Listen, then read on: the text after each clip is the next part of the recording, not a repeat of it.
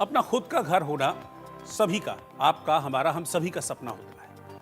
अपने सपने को पूरा करने के लिए बहुत मेहनत भी लोग करते हैं, तब कहीं जाकर कोई एक घर अपना बना पाता है। तो बहुत से लोगों के पास घर खरीदने तक के पैसे भी इकट्ठे नहीं हो पाते। ऐसे गरीब जरूरतमंद लोगों के लिए भारत सरकार ने प्रधानमंत्री आवास योजना का इंतजाम किया है।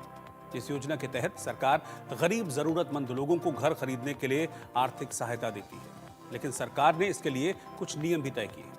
प्रधानमंत्री आवास योजना में घर बनवाने के लिए अगर कोई फर्जी तरीके से इसका फायदा उठाता है तो भारत सरकार की ओर से ऐसे लोगों पर तगड़ा जुर्माना भी लगाया जा सकता है।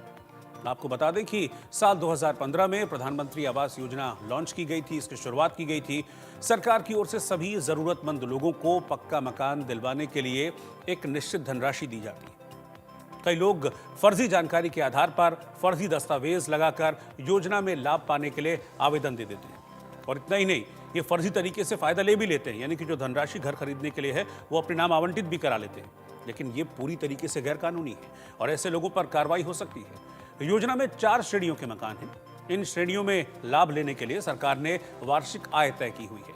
अगर कोई गलत तरीके से योजना की किसी भी श्रेणी में फायदा लेता है तो ऐसे लोगों पर सरकार जुर्माना लगाएगी और जो भी लाभ की गई रकम से ज्यादा हो सकता है, यानी कि जितना आपने लिया है फर्जी तरीके से उससे ज्यादा आपको देना पड़ेगा अगर फर्जीवाड़ा आप करेंगे तो। जैसा कि मैंने आपको बताया भी कि प्रधानमंत्री आवास योजना में अलग अलग श्रेणियों के तहत सरकार की ओर से लाभ दिया जाता है।